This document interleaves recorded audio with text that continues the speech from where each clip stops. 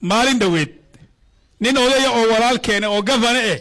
gafane wajeer yaa nin aniga ila dacay oo MCA u gafay gafanaha wajeer waa muslim baan la nahay waa Soomaali baan la nahay waa reer North Eastern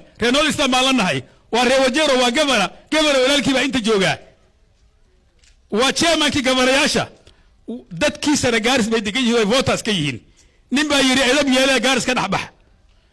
gabadhii Lamu baa imaaday oo walaalkay saaxiibka Ali buu dhow indoos gareeyay yaa ay gabadha Lamu maxaa jiir loocan jiir dhowr kun oo cod bay cidiisa meeshan ku leedahay Sarasoor waa gaaljecel Sarasoor dagoodi Sarasoor masara Sarasoor iyo Ciise Sarasoor ali Ciise ma qaani dad Ciise ma arkin laakiin saddexda kale Gaaris way degan yihiin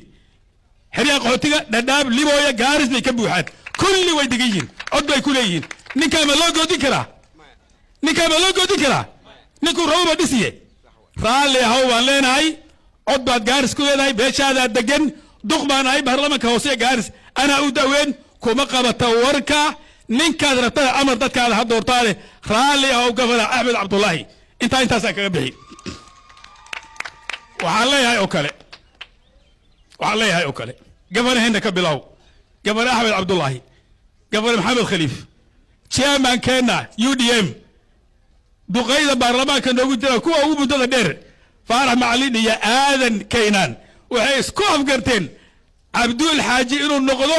kiimbiimka muslimiinta arrinta soo saamaha arrinta dhammaantood waxay isku afgarteen Abdul Xaaji inuu noqdo kiimbiimka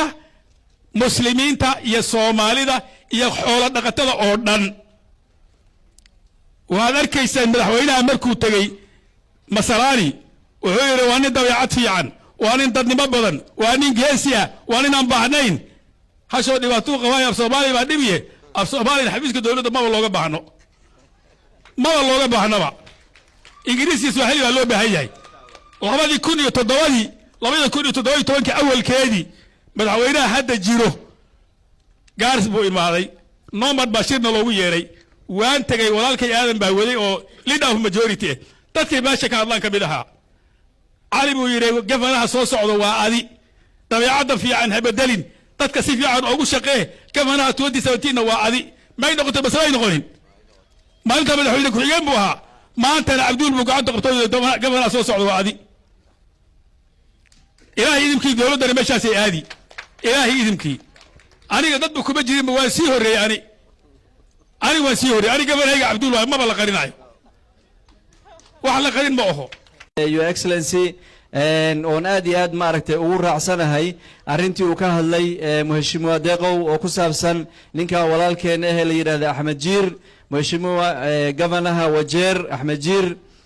anaka hadaanu nahay reer Gaaris anoo ku hadlay magaca Gaaris khaasatan ku hadlay qoyskayga maxaa yeelay ninka